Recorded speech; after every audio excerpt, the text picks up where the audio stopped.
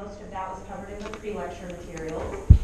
Discuss the treatment options and side effects of therapies for melanoma in both the adjuvant or after surgery setting and in those patients ineligible for surgery and with metastatic melanoma. And then to talk about the incidence and management of immune-mediated adverse events. This last objective, we'll spend some time on it today, and then we're going to go over it again when I see you guys in a week, I believe, or later this week, for lung cancer, because a lot of these medications are used there as well. We're going to start with our first patient case. It's patient TM. He's a 53-year-old Caucasian male. He presents to his primary care provider for an evaluation of a suspicious lesion on his forearm. This revealed a non-ulcerative nevus with irregular borders and varying pigmentation. He has a history of hypertension that he takes lisinopril for. He was a construction worker for 30 years and was also an avid swimmer in his youth and had many sunburns as a child. Several of these, he reports, had severe blistering at the time. For his family history, his mother died of a heart attack at age 62. His father is still living with no pertinent medical history, and then his brother was recently diagnosed with localized melanoma and had that excised. So first I want you, based on the pre-lecture, to list this patient's risk factors for melanoma, and then what would be the next steps for this patient. So we'll just take 2 to 3 minutes to do that. All right, I'll start in Augusta, since I can see all your smiling faces. What risk factors did you all identify for this patient for developing melanoma? His mole has irregular borders and varied pigmentation. Yes. So one of your classmates mentioned the irregular borders and varying pigmentation of the mole that he identified. Good. Anything else in his social history or family history that anyone identified? His brother had it. His history is 3 years sunburns with blistering and probably a lot of sun exposure from his occupation. Exactly, yes. So his occupation probably had him outside quite a bit, and then his history of severe sunburns, especially those with blistering and lots of sun exposure. And then I think I may have heard the brother was recently diagnosed as well, so he has a close family member with a history of melanoma. Any other risk factors? He's white. Yes, and then he's Caucasian. So those are all aspects that put him at increased risk for developing melanoma. Let me see, I think those were most of the ones in his history. And then we will go to Albany. What would be the next steps for this patient? Biopsy, and then you can stage it. Perfect, exactly. So his next steps, per the guidelines, he has a suspicious pigmented lesion. Ideally, they would get the excisional biopsy where they remove the entire nevus and have a clear border. And then after confirming whether or not it's melanoma versus a non-melanoma skin cancer, then you can proceed to staging. So good. As a reminder, I think you all have reviewed the TMN system for staging in cancer. As you remember, T refers to typically tumor size. Kind of a unique aspect of melanomas, it's more the thickness of the primary tumor as opposed to just the size, since they tend to be cutaneous, and we are focusing on the cutaneous melanoma today. N is still referring to lymph node involvement, and of course N refers to the presence or absence of distant metastases. So as you can see here in this chart from the guidelines, depending on how thick the primary site is, whether it's less than or equal to 1 millimeter versus up to greater than 4 millimeters, gives you your T stage. And you would not have to know any of this for the exam or anything like that. Just wanted to kind of point out a unique aspect of melanoma staging. And then as I mentioned in our patient case, this particular tumor was non-ulcerative, so whether or not there's ulceration present in the primary tumor stratifies the T stage by A or B. And this just has to do with how the patient is overall staged. Here are some of the kind of nuances for melanoma with the N staging. There's some things that we do for melanoma that we don't necessarily do for other solid tumors as far as sampling lymph nodes and how we classify them. But just broadly speaking, this is whether or not he would have any of these positive. And then, of course, whether or not there's metastases. And so based on this patient, so his primary care provider sent him to dermatology. He did get his excisional biopsy, and he had cutaneous melanoma, and it was found to be 2.5 millimeters thick. He had no lymph node involvement when they did a clinical exam, and he had no other sites of metastases identified. So based on our staging, he is T3A based on the thickness, N0, M0. And there you go. So there's a difference a little bit with clinical and pathologic staging that you'll see in a lot of different solid tumors, and that has to do with whether or not the patient has had surgery. Sometimes some patients are ineligible for surgery in a variety of cancers depending on the extent of their disease. So they will be staged clinically where they just get a biopsy. Whereas if you have a patient that has an entire tumor removed, you're able to do pathologic staging, and they were able to assess the entire tumor. But in this case, he ends up as a stage 2A either way. And again, these are not details you need to know, but more just to give you some context for melanoma specifically. Okay, so when we do staging for melanoma, this patient falls into the localized disease category. So these are patients that don't have any disease outside of the primary tumor, and they're stage 1 or 2 typically. Patients with regional disease may have lymph nodes that are positive, so you may have seen in some of the staging or noticed when we talk about clinically positive lymph nodes versus those that are positive by a biopsy or sentinel lymph node biopsy. Clinically positive lymph nodes are when the physician does their physical exam, they're actually able to feel enlarged lymph nodes near the primary tumor. So those would be palpable positive lymph nodes. There's some other terms that are kind of specific to melanoma: microscopic satellitosis and in-transit disease.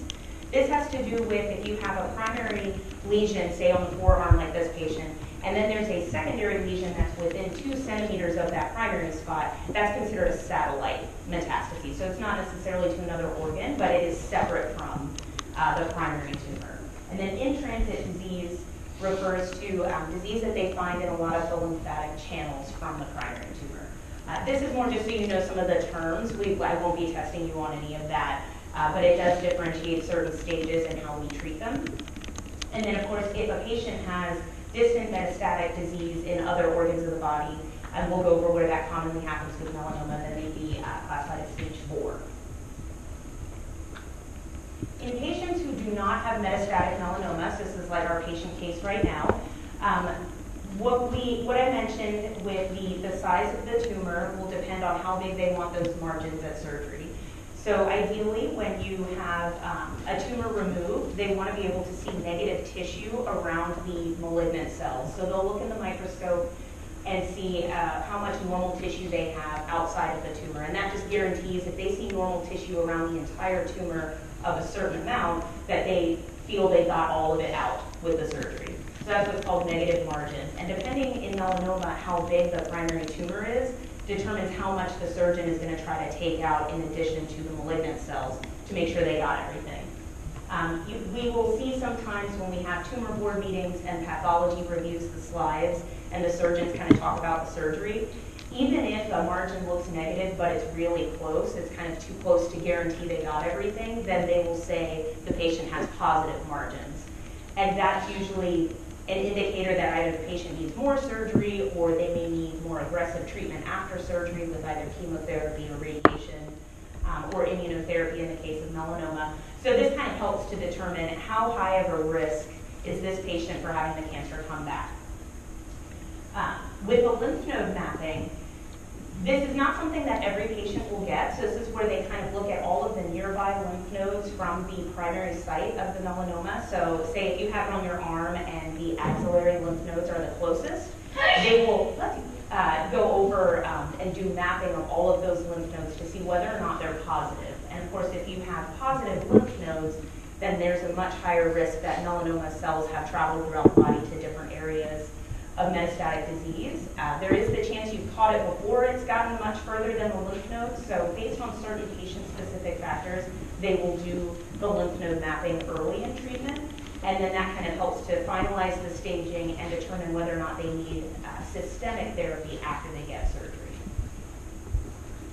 What questions does everybody have about this? I know some of these slides have a lot of information, but I'll let you know the parts that I really want you to focus on for the exam.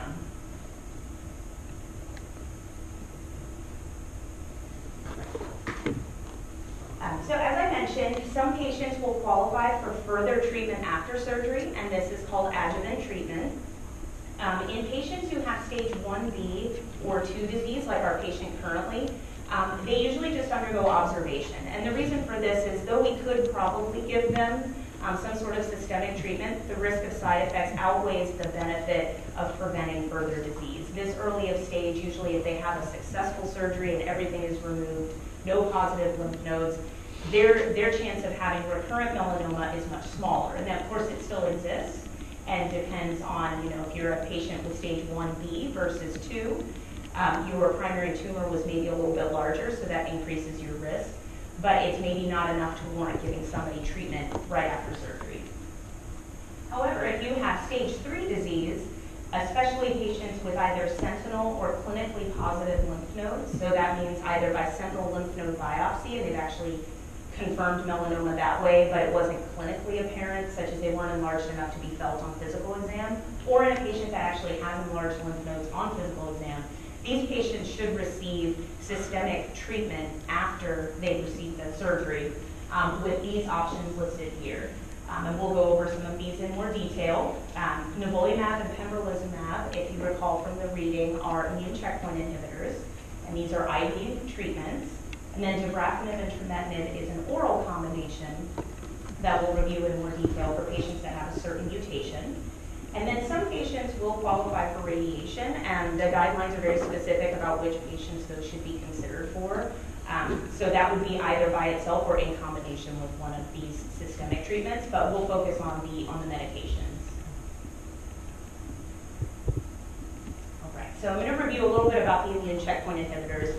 This is a really important class of medications for a lot of our solid tumor patients, and they're really getting used in a lot of different ways in a variety of cancers. So these are going to keep coming back the more lectures you have throughout this module.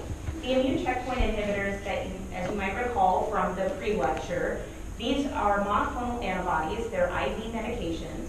And the hope with these is that they turn off the brakes on the immune system so that the immune system cells are able to recognize cancer cells as foreign and destroy them like they would, say, a bacteria or a virus. The discovery of some of these checkpoint pathways, I think both of those scientists that found the CTLA-4 as well as the PD-1 and PD-L1 pathway have won Nobel Prizes in medicine. These have really revolutionized the way we treat a lot of different cancers, but melanoma was actually the first one that had a lot of success with the immunotherapy class of medications. What they have found is that the cancer cells are able to hide from the immune system by expressing certain ligands, such as PD-1, and that if the cancer cells express these, then the T cells are unable to be activated against the cancer cells. So the immune system is not able to help in clearing out the cancer. The PD-1 and PD-L1 monoclonal antibodies, and those will include pembrolizumab and nivolumab, these are able to block the interaction between PD-1 on the T cell and the PD-L1, which is the ligand on the cancer cell, and allow the T cell to be activated and destroy the cancer cell. So this has been very exciting. Prior to these medications and the targeted therapy for melanoma, we really had very poor treatment options for them. It was mostly chemo that didn't really work very well. So the prognosis for melanoma continues to improve with a lot of these medications.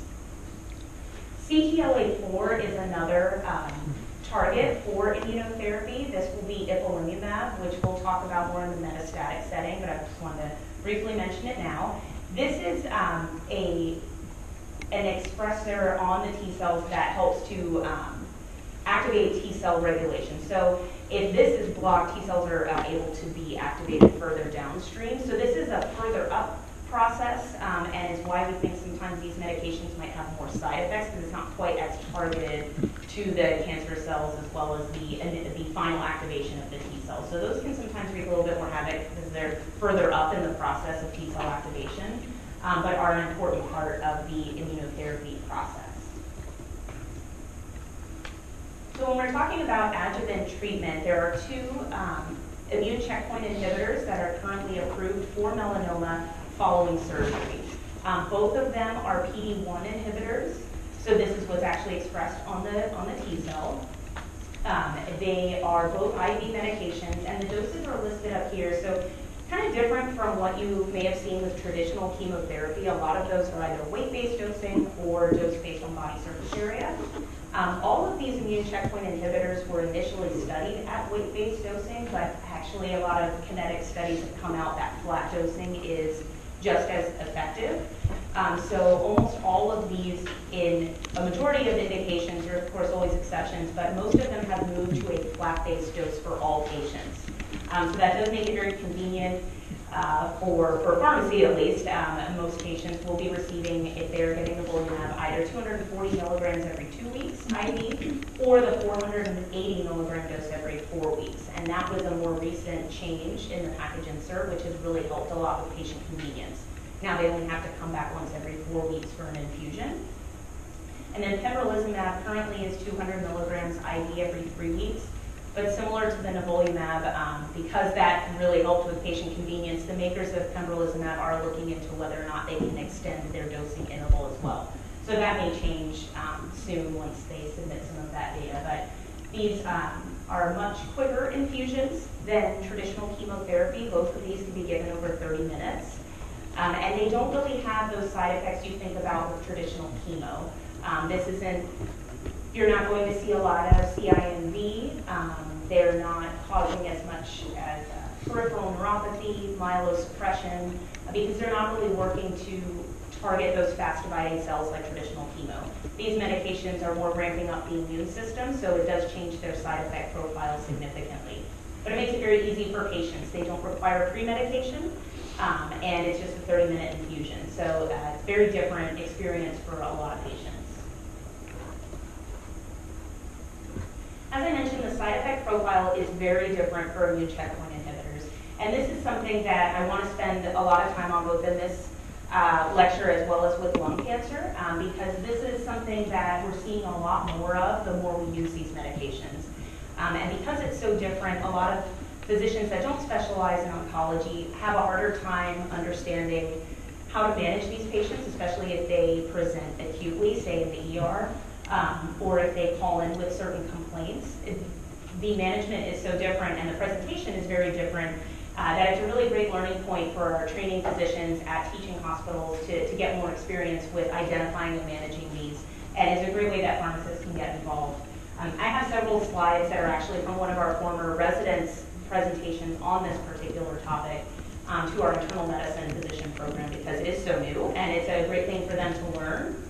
And the way we manage it has a lot of good clinical pearls that pharmacists can provide. This image is a little busy, but essentially the takeaway point from this is because you're revving up the immune system with these medications, the primary side effects are essentially autoimmune side effects.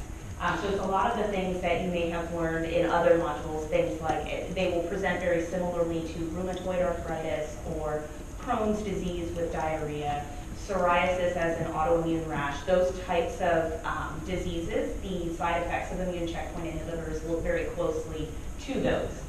And because it's your whole body's immune system has been stimulated, any area of the body can be affected. There are some that are more common than others, and those are the ones we're going to focus on. But when a patient receiving these medications, say, comes through an ER or gets admitted to maybe an acute care type service such as an ICU, and you know they've had these medications recently, an autoimmune type side effect should always be on the differential from these medications, even if it looks like a different reason entirely for them coming into the hospital. It is always possible that these medications are causing some of the problems they may be having. Another unique aspect of side effects from immune checkpoint inhibitors is that they don't always happen right away. So as you may remember from, say, CINV, we have kind of a pretty solid timeline as far as when that happens in relation to the time the person got the chemo. You have acute within 24 hours, you have delayed with up to 120 hours after. But if somebody comes into the ER with intractable nausea and vomiting 3 weeks after they got their last dose of chemo, that may not be the chemotherapy because it's been 3 weeks. There might be something else going on, such as something with their disease, depending on what type of cancer they have. It could also be some sort of viral illness. So it's less likely the further out you get. With the side effects from immunotherapy, there can be a pretty substantial delay from the time they started therapy to the time that they actually have a side effect. And part of that is these are acting somewhat indirectly to attack the cancer cells. So though you're blocking the brakes on the immune system and allowing those T cells to be activated, that process is not going to happen immediately. So not only are the side effects delayed, but sometimes the clinical benefit can also have a delay. So these patients may not see a benefit right away, but then they also may have side effects even a few months after starting treatment. The other important thing to keep in mind is if for some reason a patient has a reason to stop therapy and they haven't had any, but yet it's still within this window, even if they present with one of these side effects but they haven't had treatment in, say, 8 weeks, it doesn't mean it isn't the immune checkpoint inhibitor. So that can really cloud the picture. As you can see, one of the two most common ones we're going to focus on today, and then we'll talk about some of these other ones, endocrine and hepatic with lung cancer. If we're talking about a dermatologic side effect, which would be mostly skin rash, or GI, which is usually diarrhea, those can have a delay, but dermatologic would be more common earlier on. GI, if it's been 7 weeks since they've started treatment and they come in with diarrhea, that could be a lot of different things. It could be the treatment, which is always something you want to consider, but it could also be infectious. We had that weird E. coli outbreak with the romaine lettuce, so it's like it could be something like that, and it just happens to be while they're on an immune checkpoint inhibitor. If they've had recent antibiotics or they've been in the hospital for a reason, it could be C. diff. So it can be really broad, and that's what makes it really challenging, especially if someone comes in through an emergency department, to know what exactly to do next. Because as we go over how we treat these, it wouldn't help if it's an infection to do what we would normally do if it's an autoimmune type diarrhea. So what we encourage a lot of patients here to do in Augusta, we have a lot of people that come from rural areas of Georgia and South Carolina that actually travel pretty far for treatment. So if they have something acutely going on at home, they're not necessarily going to come to our ER where their records are accessible and we can see when they last had treatment. So a lot of the drug companies that make these medications have pocket cards that the patients can carry with them. That way if they end up in a much smaller rural community hospital or ER, it can help those physicians that maybe haven't seen these medications or a lot of people on them to kind of help them know what to do next if they come in with certain side effects. And that way, things can be acted on quickly before they have to maybe be transferred to an academic medical center that's more comfortable managing these. As these become more and more common, though, I think a lot of our smaller hospitals out in the community will get more and more experience managing these, but we still occasionally or relatively often see patients that come from another hospital where maybe they weren't managed as optimally as they could be. So there's some nuance to it that we're learning the more we get experience with these medications. Dr. Saunders? Yes. Are you going to post these? Because they're kind of hard to see on the distance campuses. Oh yeah, for sure, yes. They will be, I will make sure that Dr. Clemens gets them and posts them. Sorry that they're hard to see. Do you have like a smaller screen? Or is it It's just a little blurry. Oh, it's blurry. Oh. Our screen is messed up. It's not your PowerPoint. Oh, okay. I was like, I'm trying to zoom in, but I apologize. Yes, but these will definitely be posted. Thank you. And then we'll talk a little bit more about the side effects and management of those. I did want to spend a little bit of time on this very specific medication for melanoma because it's kind of cool and has a very unique indication and some interesting pharmacy-specific issues with it. So the big quiz today will be if anybody can pronounce this medication. If anyone wants to give it a try, by all means. I had to listen to a video again to prep myself because nobody uses this name in prep.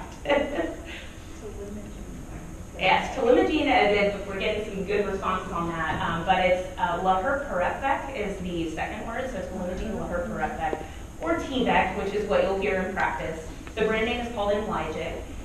So this medication is a different form of immunotherapy. It's a very unique medication where it's essentially a modified herpes virus. And so it's still trying to use the concept of generating an immune response, but it's only locally. Instead of it being oral or intravenous, it's actually injected into the melanoma lesion itself. And it's only certain patients qualify for it. It's in stage 3 melanoma with either those satellite or in-transit metastases. So they really have to have regional disease. There's some off-label reasons you might do it in someone with metastatic disease, but for the package insert, its best place in therapy is for these local diseases where maybe you can't surgically remove it, but you can inject this medication actually into the lesion. It has different dosing. It's actually dosed based on the volume and the amount of virus that's present in the product, but you don't have to know these specifics for the exam. But because it is a modified virus, it has special compounding procedures. It's kept in deep freeze, similar to maybe like you would think with live vaccines when we were still giving the live shingles vaccine where it was stored separately and frozen. And then it also, when the technicians compound it, it requires its own hood and has to undergo a very complicated decontamination process before you can use the hood again, just to reduce that risk of potentially contaminating another product or for the technicians to be exposed to a potentially live virus. There are very rare reports of there being like a systemic herpes infection from this medication based on all of the precautions we take and that it's given locally, but it's something that you have to be mindful of when you are storing and making this medication. The way that this works, is, as I mentioned, it's a modified herpes virus, so the idea is when it's actually injected into the melanoma lesion itself, the virus will start to replicate and cause the cells to burst because there's just too much going on in the cells itself that it causes cell death within a couple of hours. But then, because it's also a virus, the immune system will naturally recognize this as a potential infection, and so then the hope is though you'll have cell death within 1 to 2 hours of injection into the lesion, 1 to 2 weeks later, the T cells have hopefully been activated to that area and then can further cause an immune-mediated cell death like we see with immune checkpoint inhibitors. So it's a pretty interesting medication, and its use is pretty limited, but the patients that benefit from it, it's pretty remarkable. You do have them come in about every 2 weeks, and the lesions themselves can shrink quite a bit. Another helpful thing is if someone has those satellite lesions where they have their primary tumor, but then maybe several other smaller ones, you can inject all of those in one visit, but the total dose that's allowed to be injected any visit would be 4 mLs, but you can kind of divvy it up based on the lesion size. And they have things on their website where the providers measure how large they are and determine what volume they need to inject. So it's pretty interesting. Anyone that comes through the rotation at the Cancer Center, I like for them to be able to at least observe the process, and then the injection technique itself, that has to be either an advanced practice provider, at least here, or a physician that's undergone the training, because there's some like special technique they use where they kind of fan out the injections and get it to distribute evenly in the lesion. So it's kind of cool to see, since we don't have a lot of these types of therapies otherwise. I'm probably not going to ask you anything about T-VEC really on the exam. It's more just an interesting medication that you'll probably not see anywhere else but melanoma, and not every cancer center uses it either. So, okay. So, we're going back, and we've talked about a lot of different things, but going back to our patient case. So he has stage 2A cutaneous melanoma. Should we give him anything after he's had his primary tumor removed? I have a lot of heads shaking no in the audience here at Augusta. So yeah, so he's not really a patient that qualifies necessarily for adjuvant treatment. That's really more reserved for our stage 3 patients that are highest risk for having disease recurrence. But that doesn't mean that this patient won't have disease later on in life, but the risk of those immune side effects and other side effects from different medications are probably going to outweigh the benefit that he may get. In patients that do qualify for adjuvant treatment, they typically get it for 1 year, so it's not forever, but it is a long period of time that they have to continue to get treatment. So it's something to consider and have a good conversation with patients, that they understand that they will need to come back at either every 3 or 4 weeks to get an IV infusion, and that they're able to commit to that and do that for a full year. Okay. So following his surgical resection, he's been followed by the dermatology and his primary care provider for the guidelines. The guidelines do provide at what frequency people need to go back to the doctor to have skin exams, and it depends on what stage they are, but he's been following and been very adherent to those guidelines. However, about 1.5 years after surgery, he goes to his primary care provider because he's been having a lot of shortness of breath and cough. He went to an urgent care clinic and got kind of that typical cocktail for maybe like a viral bronchitis or something like that, got an albuterol inhaler, got his Medrol dose pack, and they gave him a Z-Pack too, just in case. But none of that has seemed to help him. He's still having this persistent shortness of breath and cough. So the primary care provider decides to get a chest x-ray and see what's going on, and there are some questionable spots in his lungs. So given that he had a history of melanoma, it was stage 2A and kind of a thicker lesion, and he didn't receive any treatment after surgery, the PCP wants to get a CT scan of his chest to see whether or not it's possible that he now has metastatic melanoma. Unfortunately, the CT scan shows multiple pulmonary nodules, and the radiologist says that this is likely metastatic melanoma that has now occurred after treatment. He gets those biopsied, and unfortunately, yes, the spots in his lungs are melanoma. So when melanoma metastasizes, the three common spots that we see are the lungs, liver, and then it can also metastasize to the brain. And so that can be very tricky to treat. As you have probably learned many, many times, there are not a lot of medications that actually cross the blood-brain barrier and are able to treat cancer in the brain. So those patients sometimes get some different treatments than would other metastatic melanoma patients. And unfortunately, the prognosis is poor with patients who have metastatic melanoma. At 5 years, about 10% of patients will still be living. This number is probably going to continue to improve because we have new treatment options.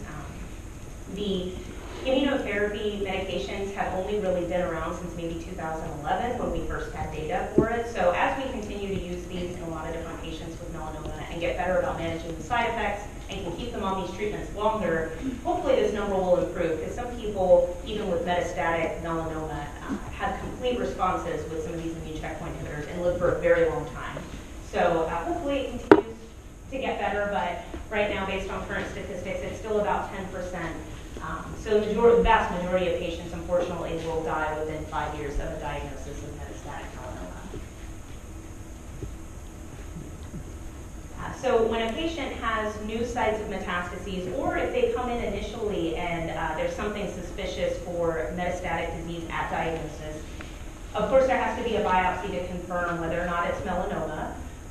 And then they will test for certain mutations. BRAF and c-KIT are the mutations we look for in melanoma. Mutation testing has become really, other than the immunotherapy, targeted therapy based on a patient-specific genomic profile of their cancer has also revolutionized cancer treatments. We're getting a lot more personalized medicine. And these mutations are not germline mutations, so this isn't something where you can do a genetic panel on a patient and determine they were born with these mutations. These are actually mutations within the cancer cells themselves. And what we found, especially with the BRAF activating mutation, is it overactivates a particular signaling pathway that's causing those cells to divide. So luckily we've gotten a lot smarter with this and figured out if we can turn that pathway off, then hopefully that means the cells will stop dividing and you're able to treat the cancer with a targeted therapy instead of something that maybe will wreak havoc everywhere in the body like chemo or even immune checkpoint inhibitors. And then for the guidelines, there's some labs and radiology testing that they should do to confirm the extent of disease, and an LDH, as you've maybe learned in other cancer types, does give us a sense of how much disease they have and how much it has spread. It's a kind of a quick and dirty way to assess how much melanoma is potentially present before you even get the scan. So those are just kind of the guideline recommendations on what to do. For treating metastatic disease, in general, what we're going to focus on for these lectures is either patients are going to get immunotherapy or they're going to get targeted therapy for that BRAF mutation. There are some other options down the line, but definitely for the purposes of the exam and what I'd like for you to learn about melanoma would be mostly the first line options. Because after that, there's a lot of things that go into how you decide which one to pick based on your patient-specific factors, how they tolerated previous treatment, what's available at your institution, because some of the treatments we give after disease progression are not available at every cancer center. So we're definitely going to focus on this second block here of either the immune checkpoint inhibitors or our oral targeted therapies. So, for Mr. TR, so now he's been referred to medical oncology, and he's here to discuss his disease and what we're going to do for his metastatic melanoma. And after he got his scans for the guidelines, he not only has metastases in his lungs, but he also has mets to his liver, unfortunately.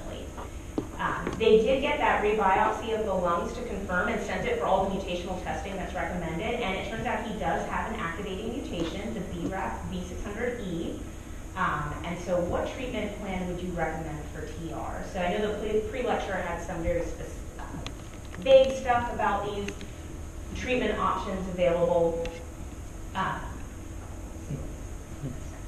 So we'll go over his treatment plan and everything once we get a little bit more information about these medications. But what's nice about this for this patient is he does have this mutation.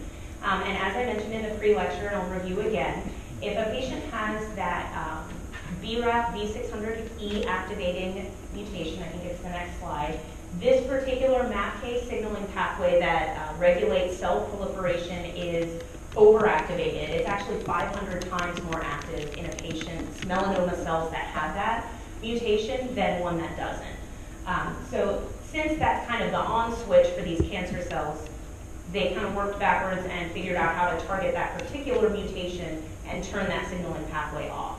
What's nice about that then is, in theory, it wouldn't really do anything to the regular cells that have a normal MAPK signaling pathway. So the hope is, not only is it more targeted therapy, but maybe it's also more targeted side effects. That doesn't always pan out. As you'll see, there are quite a few side effects with these medications, and a lot of them can really impede a patient's ability to stay on them, but that is the thought with these particular agents, is that they can turn off this signaling pathway. And in fact, they work really well. So we get excited when a patient has one of these mutations, because then this whole drug class is available to them. It's a lot more convenient. All of these are oral medications. And it lets us have both this and the immune checkpoint inhibitors later as an option for those patients. Patients that don't have this mutation, obviously, we just skip this entire drug class for them. There are currently 3 combinations, and there's some nuance as to which one you pick, so I'll go over that, because some of them are things that I want you to keep in mind for the exam. But the combinations that we currently have FDA approved are dabrafenib and trametinib, vemurafenib and cobimetinib, and then the newest one is encorafenib with binimetinib. And all 3 are Category 1 recommendations if a patient has the BRAF activating mutation. And this is just demonstrating where they actually act in the pathway.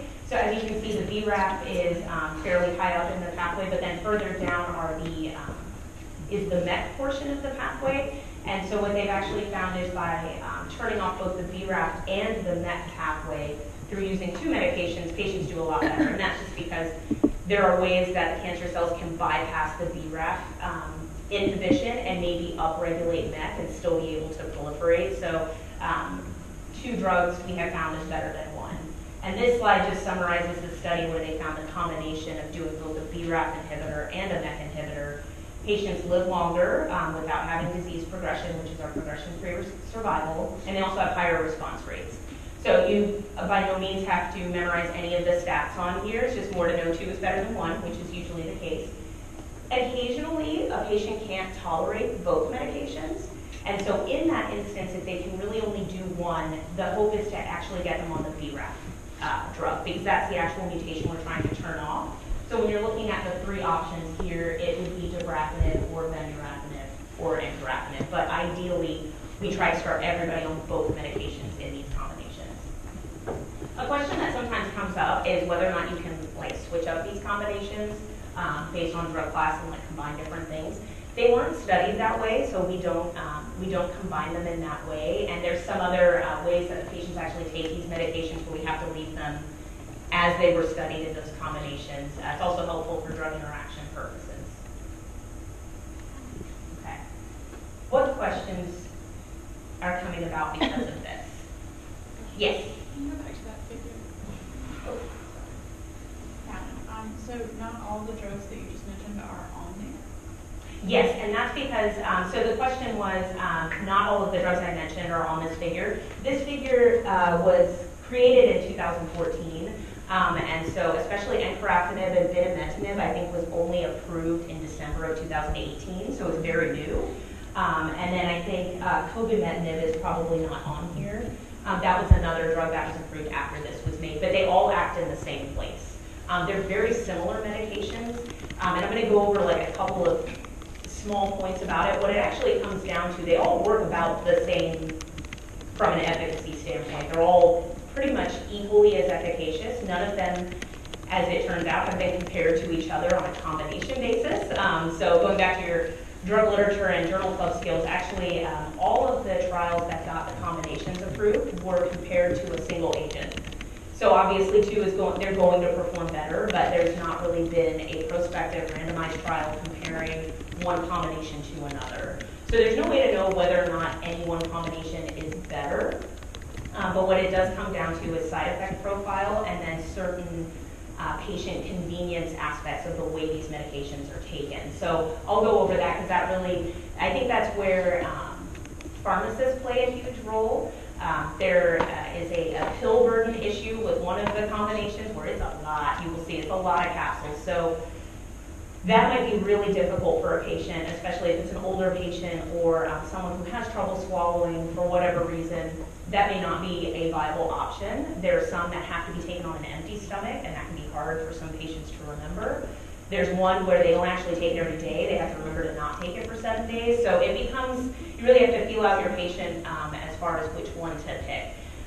And in a lot of the articles I was reading about the different treatment options that were written by physicians, they're very focused on, which one is the most efficacious, which is always the first question, and then which combination is best tolerated. But then beyond that, if everything kind of comes out in the wash as being relatively equal, then it does come down to some of those patient-specific factors that it seems to me that only pharmacists tend to ask, and so I think that's a place where you can be really helpful with patients. But yes, they're not all on here, but it's just BRAF and MEK inhibitors. Any other questions? Okay. So there are some side effects overall with the BRAF and MEK inhibitor combination that are class-based.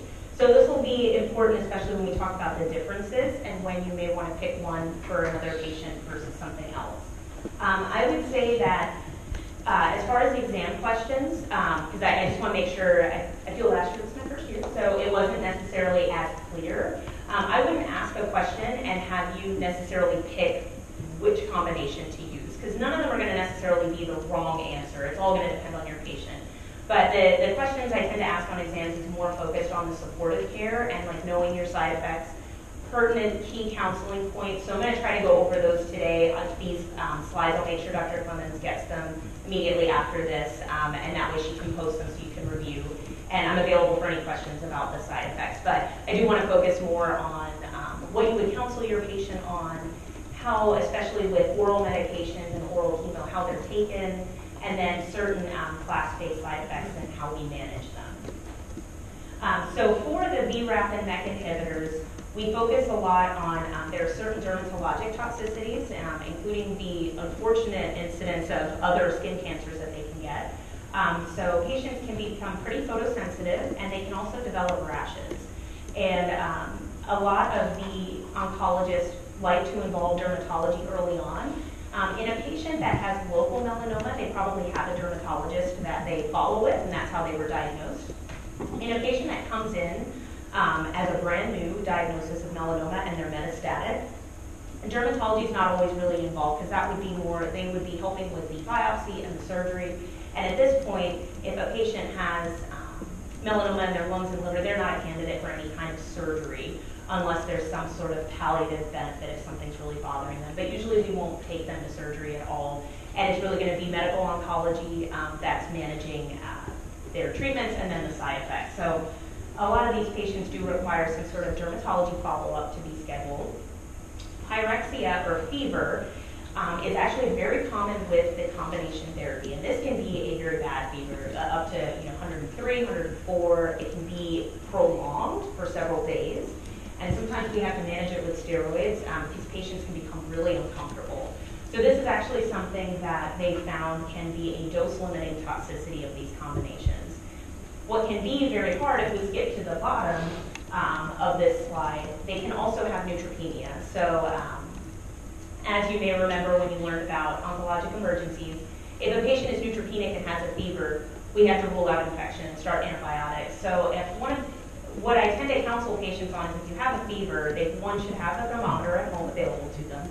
And they should always either call the clinic, at least here at Augusta we have a 24-hour triage line that they can call, or even go to the ER, because the thing that is going to cause us the most problems is if they are neutropenic and we need to start antibiotics. Let me see, maybe I will go to Athens. If somebody did come in with febrile neutropenia, what antibiotic do you want to start first? I should make sure these things you guys remember.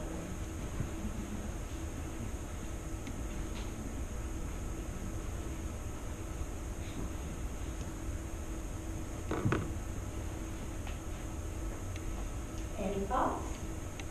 Or Savannah can chime in too. You have your preferred antibiotic for febrile neutropenia.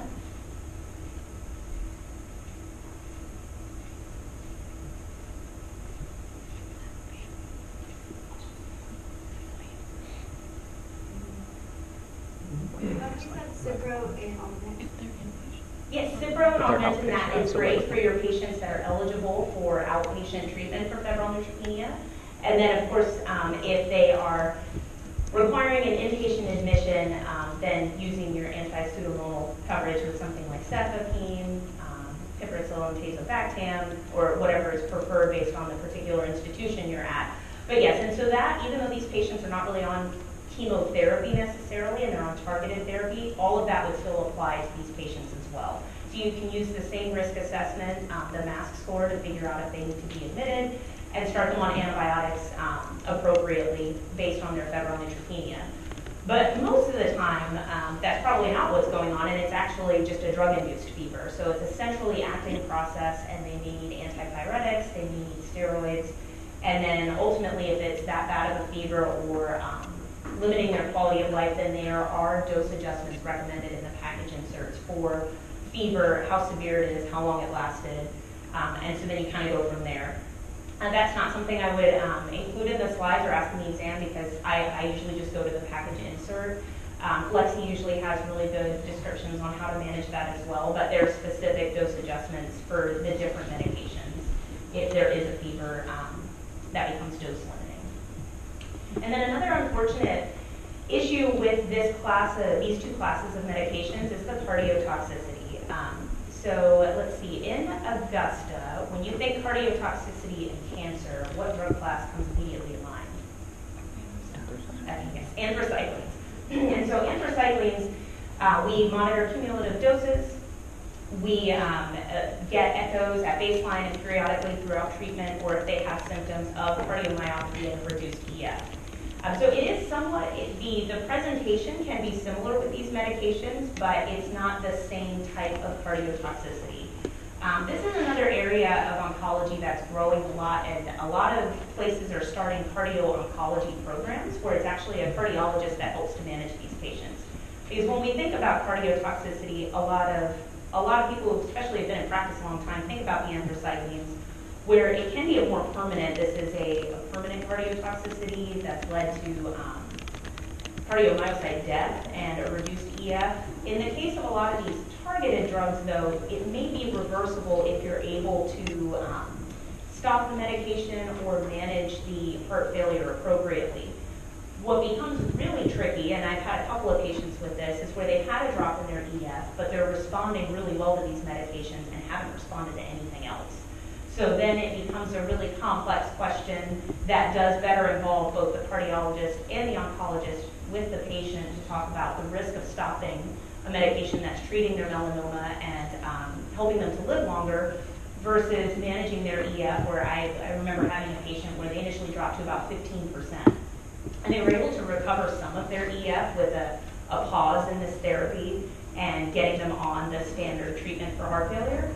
But at some point then the melanoma started coming back. And so it was really, you have to restart treatment, but just kind of keeping that close collaboration between the two different specialties and making sure that both things are optimized.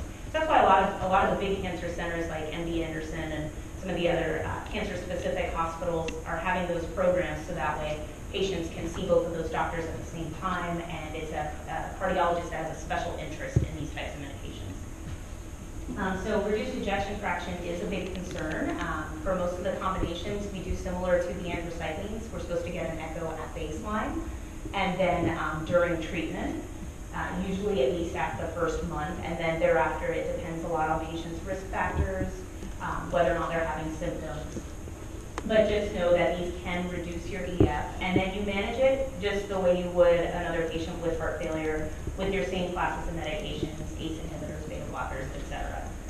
So nothing too special about management, but it's more identifying the root cause and making sure to treat it as quickly as possible so they can stay on the treatment for their melanoma. Hypertension is another big issue. There will be lots of other drug classes in different cancers that cause hypertension. And again, it's managed very similarly to someone without cancer that has hypertension. But I like to rely a lot on my internal medicine pharmacist colleagues. Luckily, a lot of our patients also see internal medicine or family medicine here at Augusta, so we can kind of help each other manage this because we can keep adding on more and more medications to treat it, or do we need to do something different with their melanoma? So that's when it's nice to have a lot of collaboration with other pharmacists too. And then we talked a little bit about neutropenia. Patients can also have bleeding, and that's because all of their cell counts can drop. The ones that seem to be the most bothersome to patients, which we'll talk about, tends to be the pyrexia, and then if they have count issues, hematologic adverse events, we might have to modify their doses. And then cardiotoxicity, like I mentioned, it's not uncommon, so it's something to make sure to counsel your patients on that that's a possibility, but in this case, the benefit of these medications probably outweigh the risk. So we're going to talk a little bit about each combination and what kind of differentiates them. So these would definitely be things to keep in mind for the exam.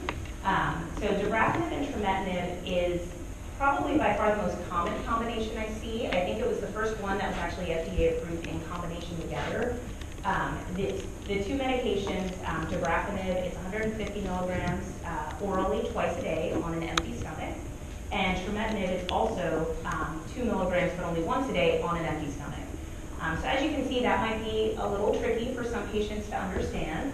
On the time of day where they need to take the trametinib, they can take both of these together. I get that question actually a lot from patients. But they need to make sure all of these are taken on an empty stomach. And part of that, or the reason for that, is both medications, their absorption is significantly decreased when it's taken with food. Another important thing to note is that dabrafenib is a substrate for 2C8 and 3A4, and it is metabolized to an active metabolite. So of course you'll want to screen for drug interactions. It's one of the things that I spend a lot of time on in clinic is making sure we have an accurate medication list for the patient. Before these are prescribed, the physicians come to pharmacy to ask about drug interactions because they know that they may not be able to identify them. And sometimes they have slipped through the cracks that you find out later. Patients get started on a medication at their primary care provider and it's outside of our health system.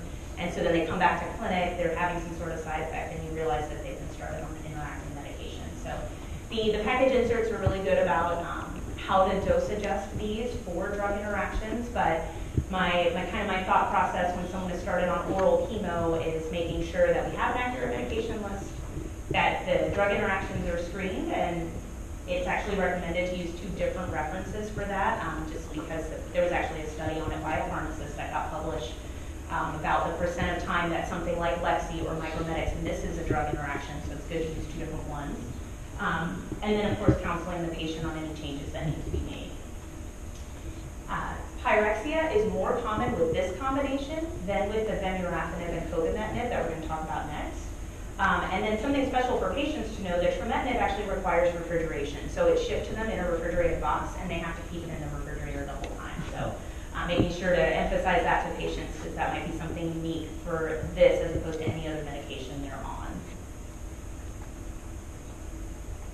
So the next most common combination is the vemurafenib and cobimetinib. So a little different with this combination is they can take it with or without food. So if that's something that a patient would have a hard time with, I've had a lot of patients when I discuss with them, you have to take this medication on an empty stomach. they actually get really nervous about that. They don't like taking medications on an empty stomach. It causes more, it makes them feel nauseous. So they actually can be really resistant to that idea. So if there is a patient, when you're talking with them about their treatment options, and that's something that's important to them because maybe they take all of their medications with breakfast and that's how they remember to do it. So telling them to do it on an empty stomach may decrease their ability to be adherent to the regimen. It's something important to keep in mind. However, as I mentioned, this is the only combination where they take one of the medications intermittently. So the cobimetinib is once a day, but it's only on days 1 through 21 of a 28-day cycle. So the patients get a week off of this medication, and that's due to toxicity. So this combination and that medication in particular, when they took it every 28 days in the trial, they had too many side effects that patients had to have dose interruptions and therapy interruptions for. And a lot of times with a lot of medications that are oral that are dosed like this, it's the hematologic toxicities.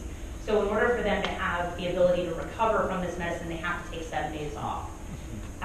A lot of what I've seen some specialty pharmacy programs is this is where a lot of those pharmacists can be really engaged with the patient. So you won't necessarily see patients get, say, 90-day supplies of these medications because that would be very hard for them to keep track of. So it's easier to send them their 28-day cycles where they only have 21 of these capsules. So if they take it every day and they run out, there's not that risk that they'll take too many in a particular cycle and have more side effects. But this is something that I've actually not seen this combination prescribed here at Augusta. The melanoma oncologist prefers dabrafenib and trametinib. And this is probably the primary reason why, other than some of the things we're going to talk about in more detail, but for patient adherence and convenience, this is really challenging for them to keep up with. As you can see, both of these medications are substrates of CYP3A4, so we still have the drug interaction issue with this combination. And then, as you can see with this clinical pearl on the bottom, other than pyrexia, pretty much every other side effect is more common with this combination. So between it being more difficult for patients to adhere to and it having a lot more side effects, this is not usually our preferred treatment option. So for most patients, dabrafenib and trametinib is the better option.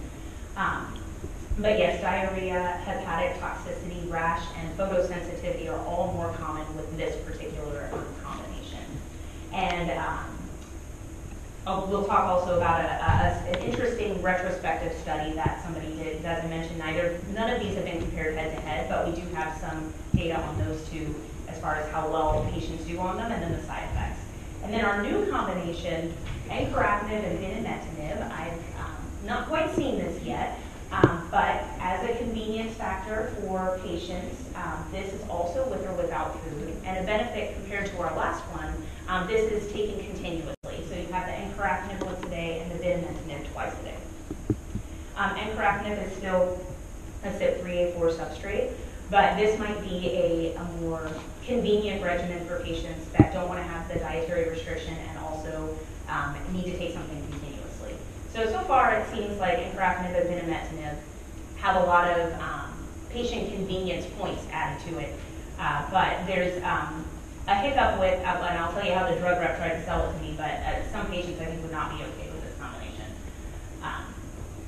So as I mentioned, I wouldn't necessarily ask these specific details on the test as far as when to pick what, because when you look in the guidelines, it's going to have all three listed, and this becomes kind of a tricky part of oncology as opposed to maybe other disease states that you've studied, where there are clear first-line options, and it's what you should pick all the time, versus a lot of times in oncology, there may be 3 or 4 things that the guidelines say you can use them equally, and you're not going to necessarily do any harm to the patient as far as their cancer goes.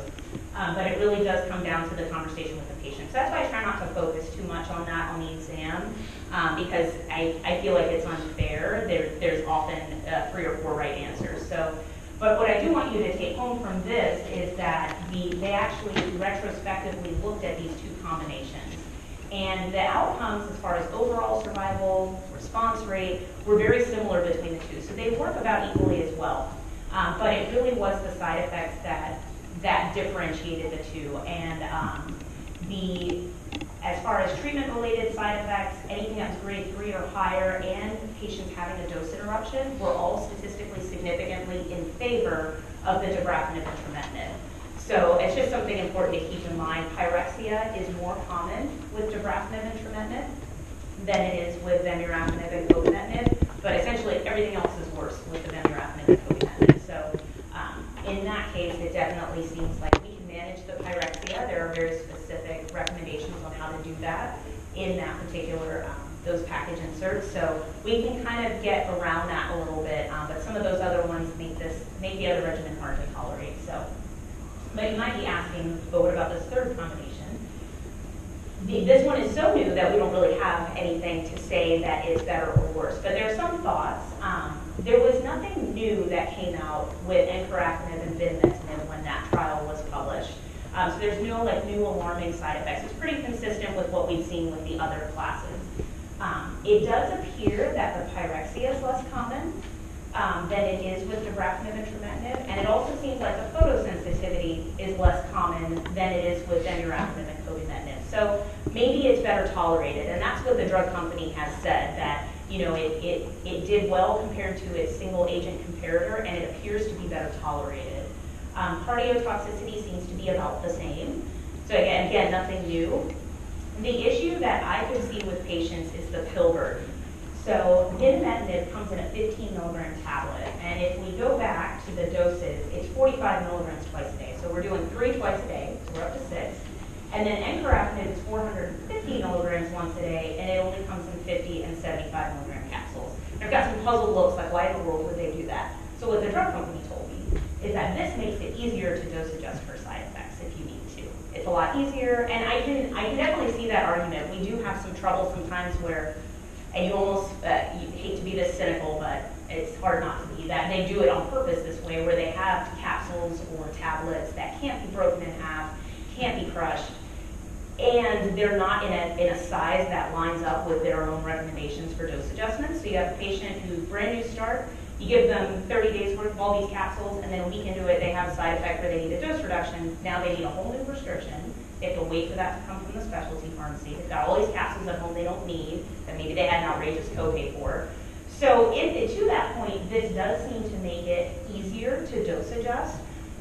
But a lot of patients, are able to be on the full dose that was in the trial. So now we're at, more than 10 of these a day. And then on top of that, what if they develop hypertension? And now you're adding all those other new drugs. So I think pill burden is a big limitation of this combination. It's also really new, so it's not really taken up steam that I've seen here, at least. We've not really been prescribing it.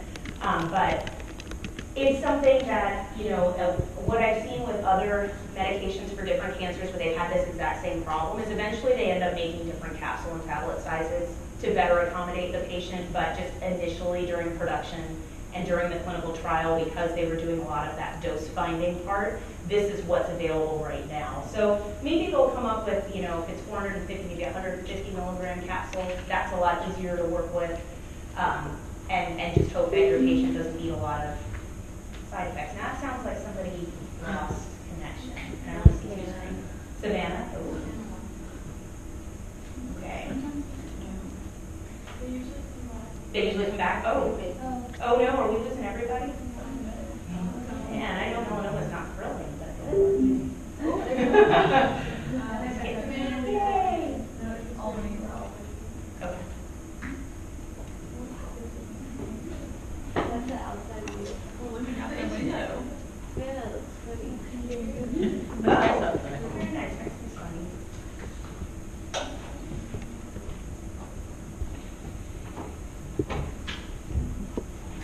Another minute or so and get help.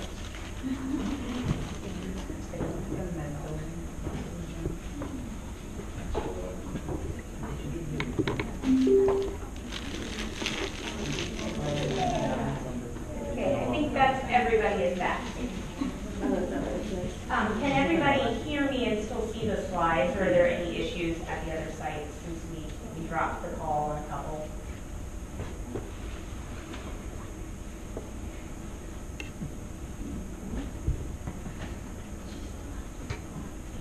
Everyone's still able to hear me and can see the slides?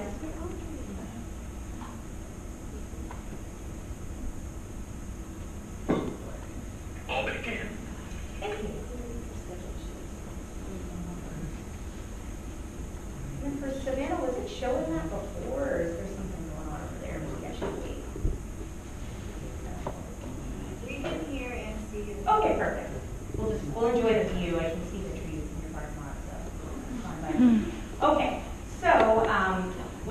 over kind of the different combinations.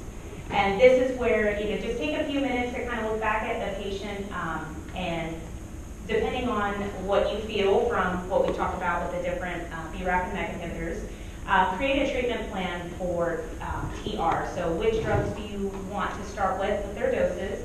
Any supportive care recommendations, and meaning what kinds of things would you counsel on? Is there anything you want the physician to check before you start the therapy?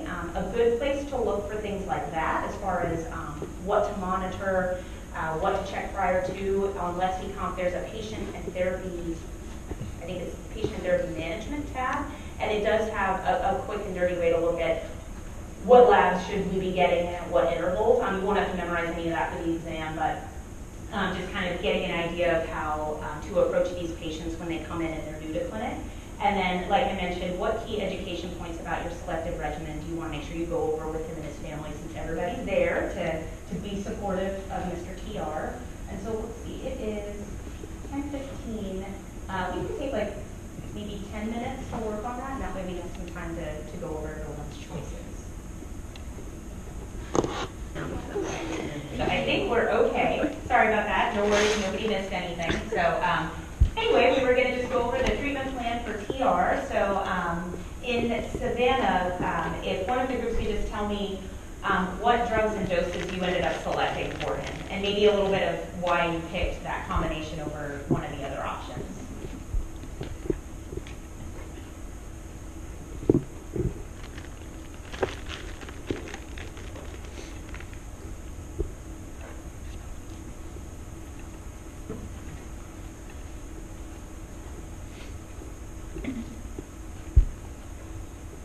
Okay, we chose dabrafenib and trametinib, and for the dabrafenib we did 150 milligrams orally twice daily on an empty stomach, and trametinib 2 milligrams orally once daily, also on an empty stomach.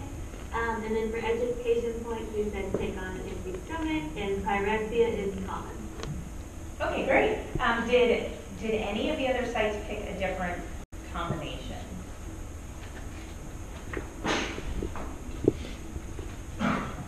Yeah, I agree. Like I said, that tends to be the most common one we prescribe.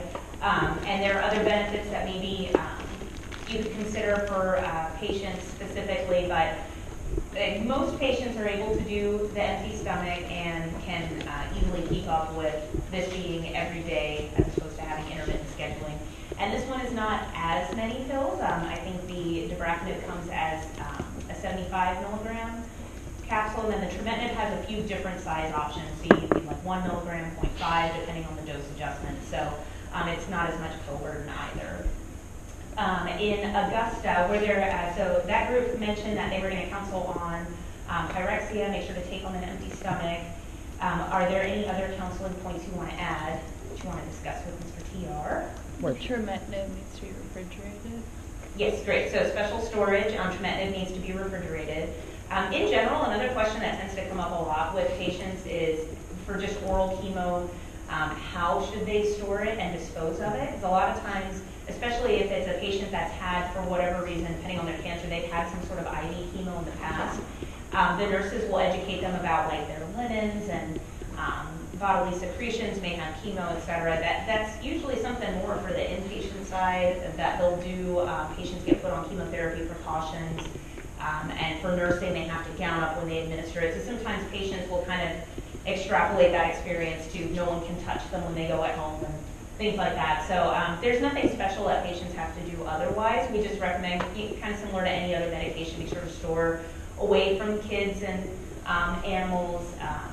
We usually dispense it in a chemotherapy bag. So we just kind of encourage patients that may be the only people to handle it.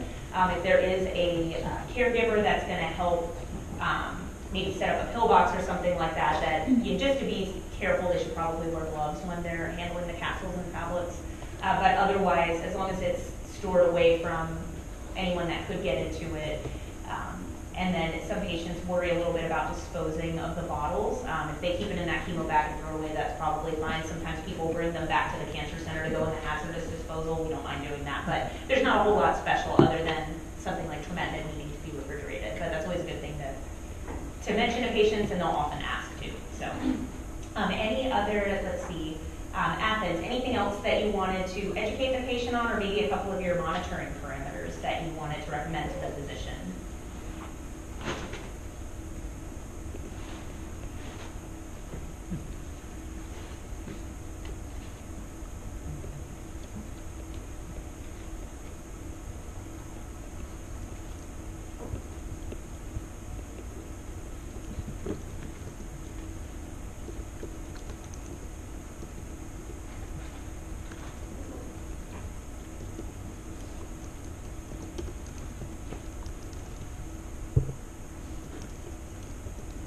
Anything extra, either Athens or Albany? Athens said their mic's not working. Oh, okay. Well, apologies. All of them? Sorry, Athens. That's good. This is the third technical glitch in one day. You're doing good. Hopefully that's all of them out of the way. But in Albany, does anybody have any other, maybe some of their monitoring parameters for the physician to order or keep in mind?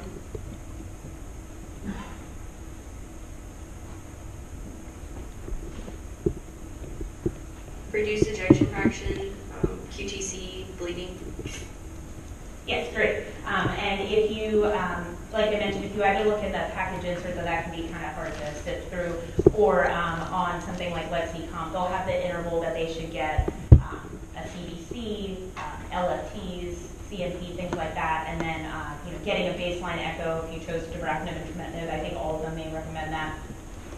And then how often should they get repeats? Do they need an EKG? Those kinds of things. So I usually try not to memorize that stuff, so it's easily accessible, but helping them to kind of schedule that. A lot of that's based on what they did in the clinical trial, so sometimes it can seem a little unreasonable for a patient to adhere exactly to it, but we try to get as close as we can. And then are there any other, in Augusta, were there any other supportive care, education, anything else you wanted to add for this patient's treatment plan? Just on the screen, since he's working outside and it causes the photosensitivity. Oh, perfect, yes. So somebody mentioned maybe, or encouraging the patient to wear sunscreen, especially if he's going to continue to work outside, because there is photosensitivity, even though it's less with this combination. So that's a really good one. I think we've kind of hit on the main points, making sure that I usually tell patients, especially if I recall correctly for Mr. PR, he already has a history of hypertension, so I do like to tell patients if they already have a history of something like that and we're going to potentially make it worse, that if they're able to monitor their blood pressure at home, that would be very helpful. I'm sure you guys talked a lot about white coat hypertension and all of that, and I've noticed, especially with oncology patients, if you figure that the scenario that they're in, if they're coming to the oncologist either for the first time or maybe they're coming in for scan results, they tend to be very nervous. So we often see elevated blood pressure. So if the patient's able to monitor at home when they're on a medication that can increase their blood pressure, that's very helpful so we know what to do.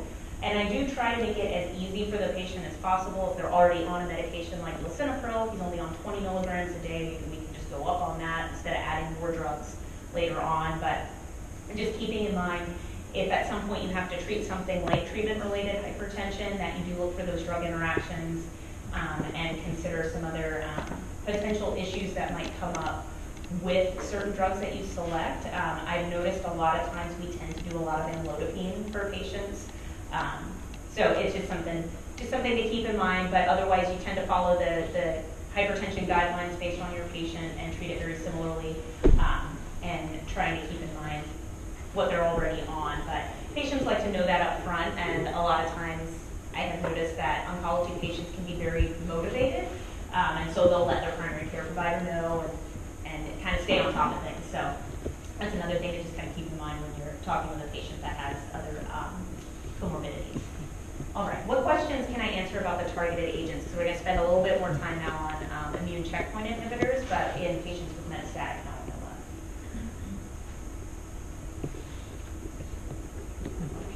So just in summary, like I mentioned, just keep in mind those kind of unique aspects of each combination, that whether or not you have to take it with food, certain side effects being more common with some over others, and then the heat counseling points like pyrexia, rash, photosensitivity, reduced EF, hypertension, kind of the ones that are on the slide. So those would be the things to focus on for the exam. And anything else that we kind of spent a little bit of time on, such as the pill burden issue with encorafenib and binimetinib versus the intermittent dosing for vemurafenib and cobimetinib. So I will try to trick you and make it 450 milligrams versus 350 milligrams or anything like that as far as dosing. All right.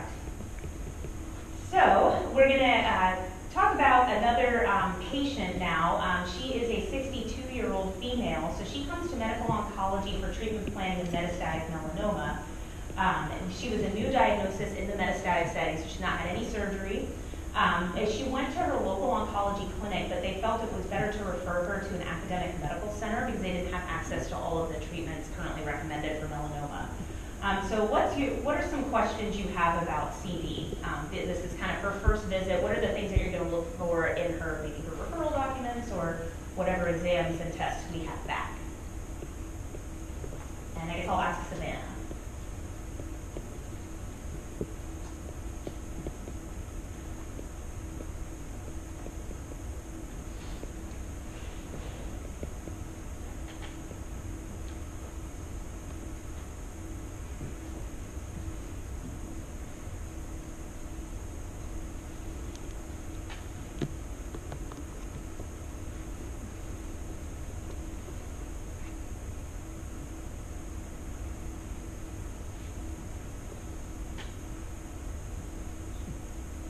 Or if anyone in Augusta has any additional questions you have about CV, things you want to know. The mutations she might have, like if she has the V600. Yes, great. One of your classmates mentioned whether or not she has the BRAF V600 activated mutation. So that's a great question because that's going to kind of tell us what we're going to do next.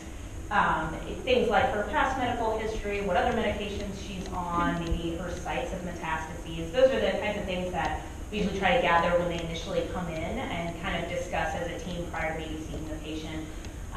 And something that I like that a lot of the oncologists do is kind of let the patient explain how they came to find out they had cancer, what was it that sent them to the doctor, and let them explain what process they've gone through. It's kind of a nice way to see how well do they understand what's happening. So this is a lot of information for patients to process.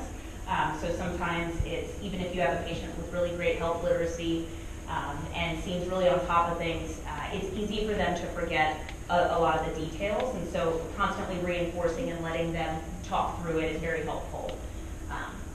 But for sure, definitely asking about her mutation status. So for this patient, the oncologist looked through the pathology report and she is negative for the BRAF V600 activating mutation.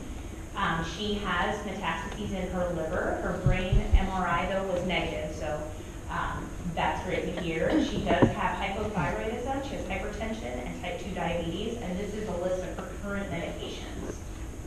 Just kind of keep these in mind as we talk about her a little bit more. So as I mentioned, if we have a patient that does not have one of those BRAF activating mutations, the other option for them are these immune checkpoint inhibitors. When we're talking about metastatic melanoma, similarly we have nivolumab and pembrolizumab like we did in the adjuvant setting, but then we also have the option to add the CTLA-4 drug ipilimumab to nivolumab. So a couple of things to keep in mind here. For nivolumab and pembrolizumab, when they're used by themselves, the dosing is the same as it is for adjuvant. Makes it nice and easy, the flat dosing, either every 2 weeks, every 4 weeks, or for pembro every 3 weeks. If nivolumab and ipilimumab are going to be used in combination, this is an instance where actually we have the weight-based dosing. Don't worry about the weight-based dosing for either of these drugs. This is actually something that has changed a lot since these medications have been used. We used to use ipilimumab. The very first use of it in melanoma by itself was, we found a lot of toxicity with it, and it used to actually be used in the adjuvant setting as well at like a 10 milligram per kilo dose. The side effects were intolerable for some patients. If you remember, I mentioned that the CTLA-4 part of the pathway is further upstream. So we tend to see a lot more side effects with that class of medications. This is the only one that's FDA approved that I'm aware of. There was one that was pending approval and that might have changed, but this is the one we see in practice.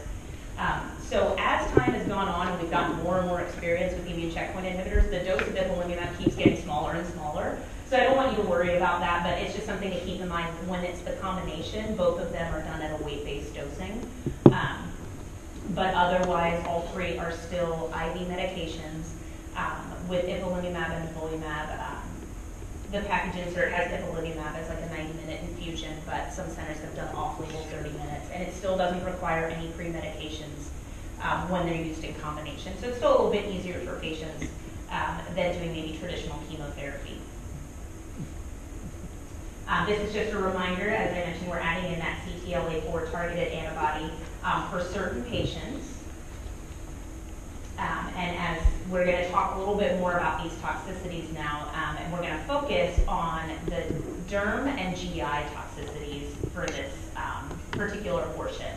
And as just a reminder, dermatologic tends to be one of our earliest onset toxicities with immune checkpoint inhibitors in general, a median time of onset of 2 weeks, whereas GI, primarily diarrhea, can be up to 7 weeks after they've started therapy. And keep in mind too, this timeline is based on the combination of both nivolumab and ipilimumab. So sometimes with monotherapy, with just the PD-1 inhibitors, it's a little less frequent, but the timeline is generally the same as far as what tends to come first versus later.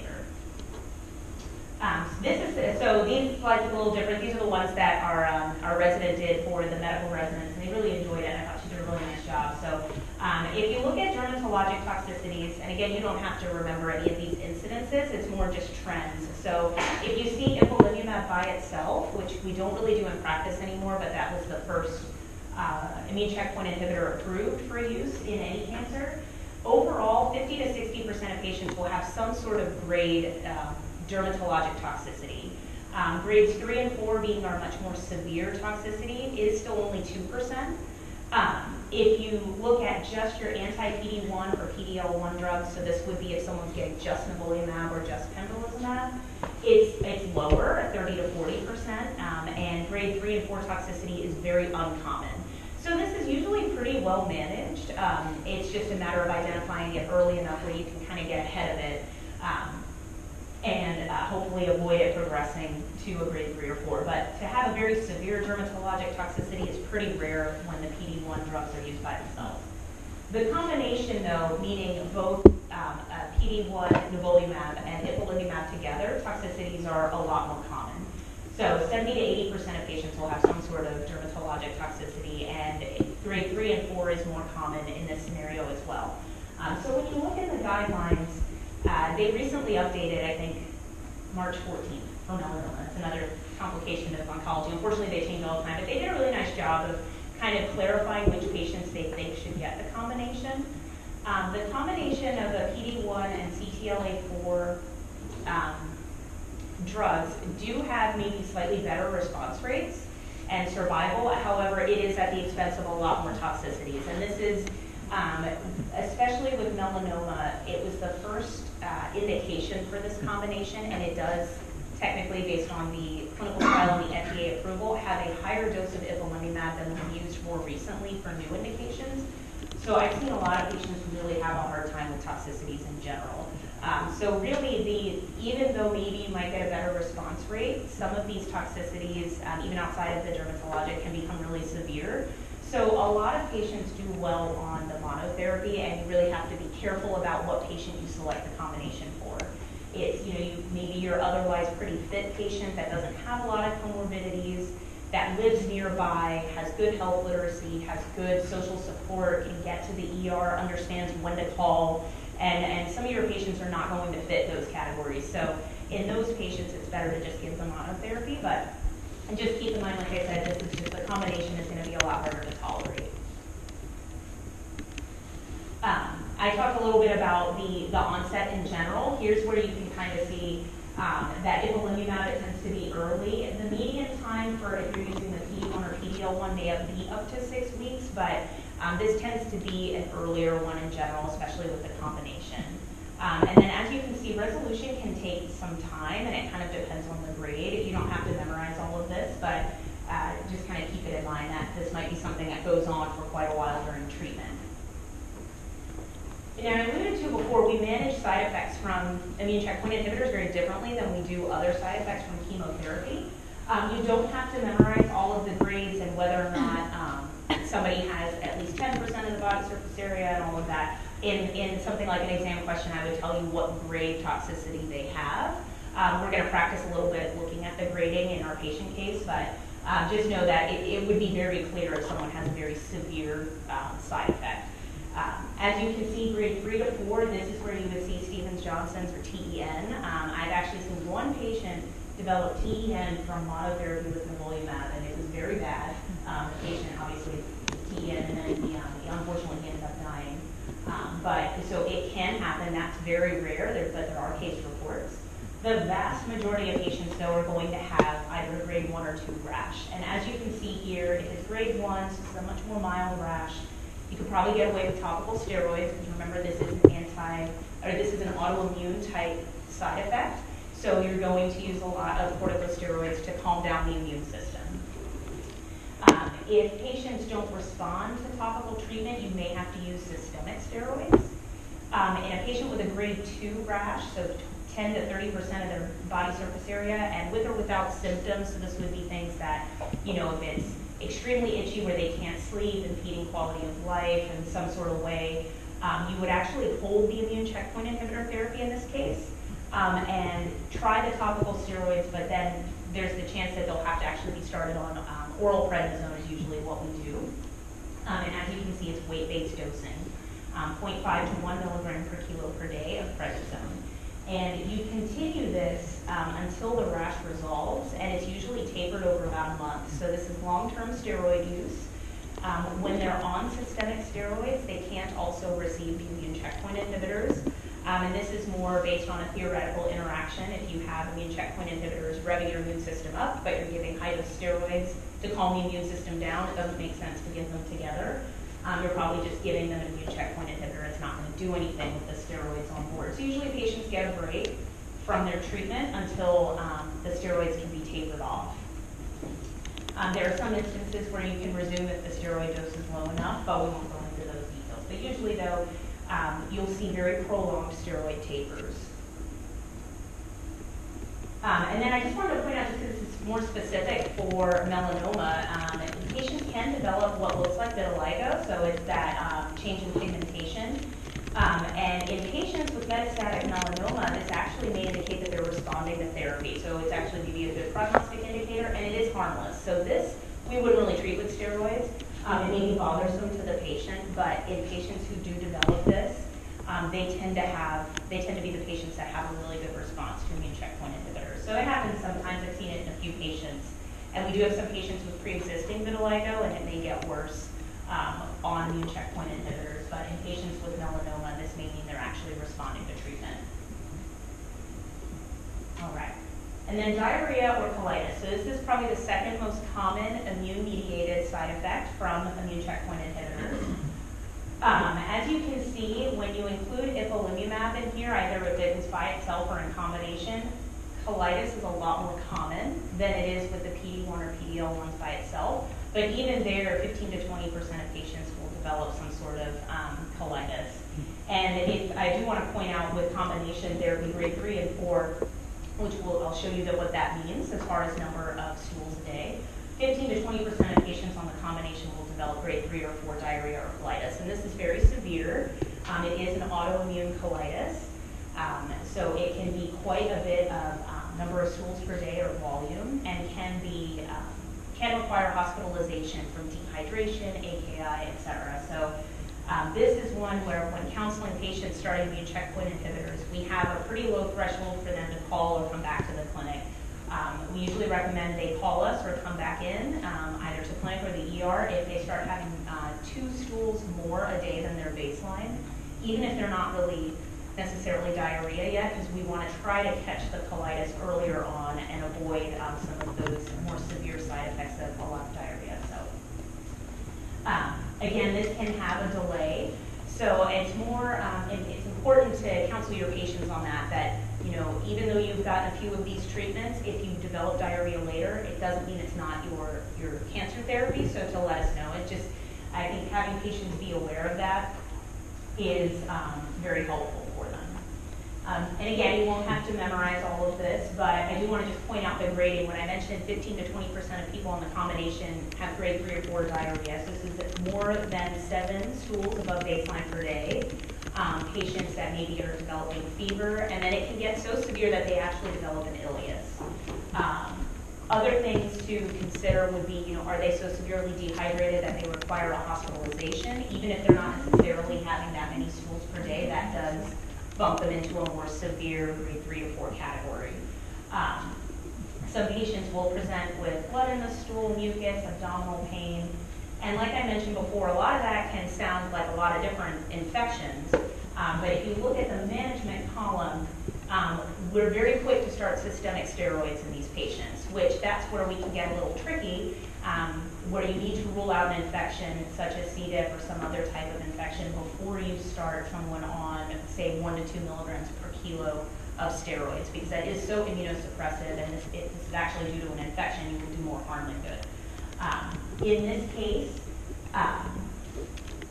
if a patient develops grade 3 or 4 colitis, same with the dermatologic toxicity, this would be a reason to permanently discontinue immune checkpoint inhibitor therapy.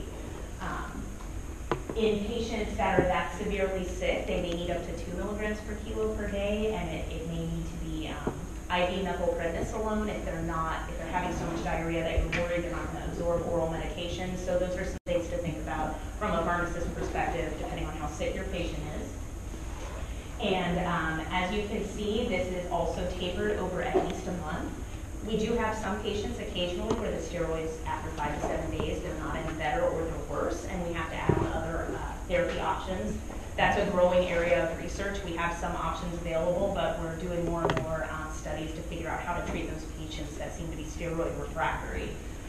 But we won't worry about that for the exam. It's more just know that, especially for grade 2, unlike the derm where you're going to try something topical first, we're a lot quicker to start systemic steroids for these patients earlier on to prevent some of the other complications. And then they will taper over usually at least a month. So again, long-term steroid therapy. So if we're looking at CD, and I'll go through, I'm sorry about the technical glitch there, so we're a few minutes behind, but we'll kind of maybe talk through some things to think about with a patient that comes in with this kind of diarrhea. So this patient, she comes to the ER after cycle 4 of ipilimumab and nivolumab. In combination, they're given every 3 weeks. So she's at about week 9 or 10 at this point. So that's kind of right in line with maybe when we would see some GI toxicity. So she's complaining of severe diarrhea. She had 8 loose stools in the last 24 hours. As you can see, she's actually hypotensive and her heart rate is elevated. She does have a little bit of a low-grade fever, and her pertinent labs, her BUN and serum creatinine are both elevated from her baseline. So this seems to suggest between that, the hypotension and her tachycardia, that she may be dehydrated from her diarrhea. So the decision is made to admit this patient, and that would be pretty standard coming in through the ER. What are some things that you would like to do? It's a very vague question, but if you were asked, say you were an ER pharmacist, and so what could possibly be the cause of this patient's diarrhea, what are some things you would want to do first before maybe blaming it on her immune checkpoint inhibitors? C. diff?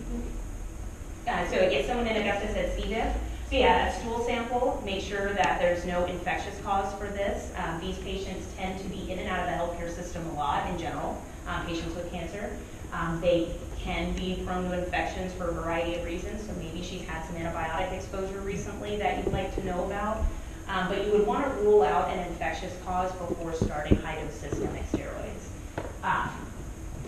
For her, if we say, yes, she does not have an infectious reason, this is most likely due to her immune checkpoint inhibitor therapy, given that she's more severely ill, this does fall into, if you recall from our grading, she's had 8 loose stools. She is febrile, and she is requiring a hospital admission, so she's grade 3 to 4. So this would suggest that you need to consider permanently discontinuing the immune checkpoint inhibitor therapy. And for a patient that is feeling that sick, we would probably start on the higher end of the systemic steroids of 2 milligrams per kilo per day. In some patients, you can consider 1 or tapering down to 1 if they resolve very quickly with steroids, which they tend to if that's what's causing it. Most patients do really well and get better quickly with the steroids within a couple of days. Those ones that don't have an improvement after 5 to 7 days, that's when you have to start thinking of alternative immunosuppressive drugs.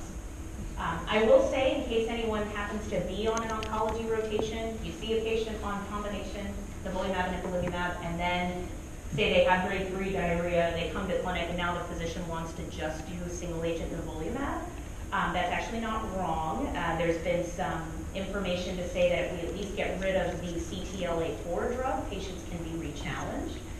But in some patients, maybe that wouldn't be appropriate either. It kind of depends on how severe the scenario was. So just keep that in mind, just in case you see that there is that option in the guidelines to do a monotherapy, since we know the incidence is less, and that a lot of these side effects are being driven by the CTLA-4 drug.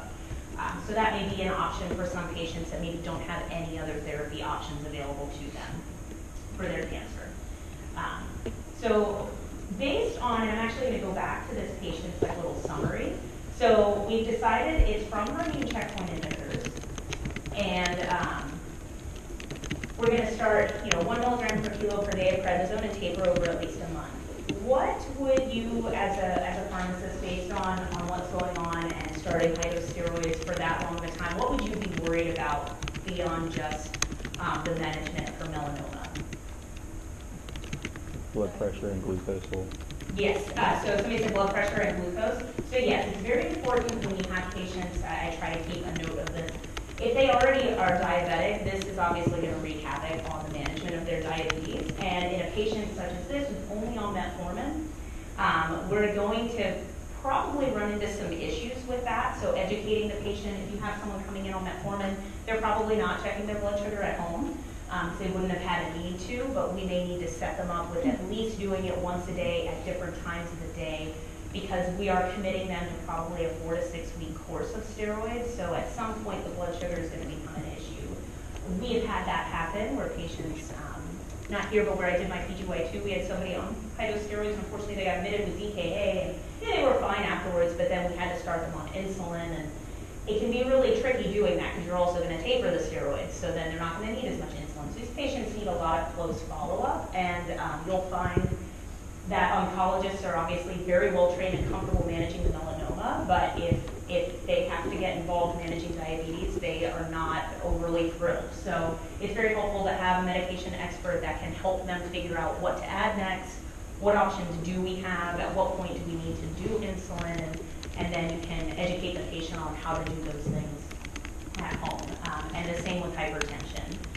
So those are some things to consider. We'll talk about, with lung cancer, some other supportive care issues that go along with high-dose steroids, maybe some complications if you're on steroids for a long period of time that you need to consider. So just kind of keep that in mind and ruminate on that before we talk about lung cancer, because nivolumab and pembrolizumab are going to come back again to join us for that. They're used quite extensively for lung cancer as well. So. Sorry, that was a little rushed at the end, but we will talk again about immune checkpoint inhibitors, because I think that's going to become a big issue for pharmacists moving forward. So when talking about melanoma, just in summary, just remember for stage 3 melanoma patients, those are the patients that will likely require some sort of systemic treatment after surgery, and that they can receive either immunotherapy, or if they do have that BRAF V600 activating mutation, they would be able to receive dabrafenib and trametinib. That's the only combo that's been studied in that setting. Similarly, for metastatic disease, we have immune checkpoint inhibitors. This has revolutionized the way we treat melanoma and hopefully improving prognosis.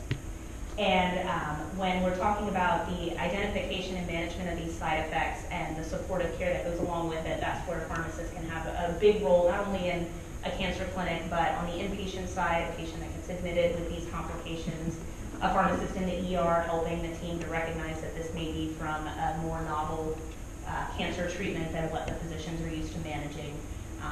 It can be really important. So, what questions are there? And I forwarded the email to Dr. Clemens, so hopefully those slides will be up. These slides will be up today. They are already. They're up already? Oh, she's so efficient. So, okay. So great. So the slides should be available to you from today already. And feel free to email me if you have any questions about them. So, Thank you.